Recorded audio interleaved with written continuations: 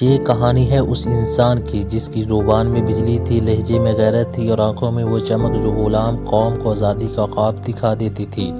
یہ کہانی ہے اس مرد مجاہد کی جس نے صرف تقریر نہیں کی، دلوں میں آگ لگا دی، سوئے ہوئے جذبوں کو جگا دیا اور تاریخ کے صفحات پر اپنا نام ہمیشہ کے لیے لکھ دیا۔ 1892 جنگ کی پاک سرزمین، یہیں ایک ایسا بچہ پیدا ہوا جسے آنے والی تاریخ جرأت، غیرت اور خطابت کا بادشاہ کہنے والی تھی۔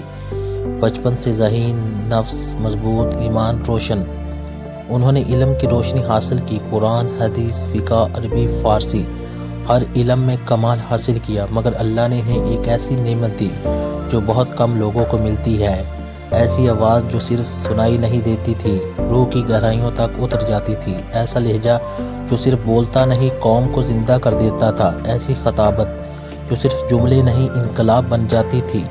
وہ جب بولتے لاکھوں کا مجمع رک جاتا، ہوا تھم جاتی، سانسیں تھم جاتی اور ہر دل میں ایک طوفان اٹھ کھڑا ہوتا۔ یہی وہ وقت تھا جب غلام ہندوستان پر انگریز سامراج کا ظلم چھایا ہوا تھا، اندھیرے تھے، خوف تھا، پابندیاں تھیں، مگر عطا اللہ شاہ بخاری رحمۃ اللہ علیہ خاموش رہنے والوں میں سے نہیں تھے۔ انہوں نے مجلس احرار اسلام کے پلیٹ فارم سے حق کی گونج بلند کی، ظلم کو للکارا اور سچ کو آواز دی۔ وہ قید ہوئے، انہوں نے مار بھی کھائی، انہیں روکا گیا، دبایا گیا، لیکن ان کے قدم نہیں لرزے، ان کی آواز نہیں کانپی، ان کے حوصلے کمزور نہیں پڑے، کیونکہ وہ لیڈر نہیں، وہ رہنما تھے، وہ سیاستدان نہیں، وہ کردار تھے، وہ اقتدار کے خواہش مند نہیں، وہ حق کے محافظ تھے۔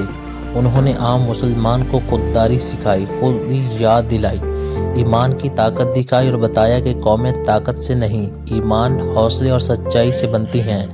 پھر وہ لمحہ آیا جب ختم نبوت کی جنگ شروع ہوئی۔ یہ صرف بحث نہیں تھی، یہ ایمان کی حفاظت کا معرکہ تھا۔ عطا اللہ شاہ بخاری ڈٹ کر سامنے آئے، نہ گھبرائے، نہ پیچھے ہٹے۔ انہوں نے جلسے کیے، مناظرے کیے، دلائل دیے اور دنیا کو بتا دیا کہ جب ایمان کا سوال ہو تو شاہ بخاری جیسے لوگ طاقت کے سامنے نہیں جھکتے، بلکہ طاقت ان کے سامنے جھک جاتی ہے۔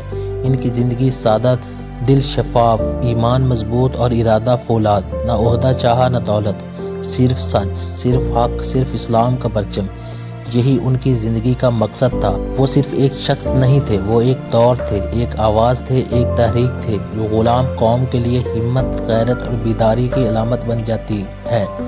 وقت گزرتا گیا، زمانے بدل گئے، حکومتیں آئیں چلی گئیں، لیکن عطا اللہ شاہ بخاری کا نام، ان کی خطابت، ان کی جرأت، ان کی قربانی آج بھی تاریخ میں زندہ ہے۔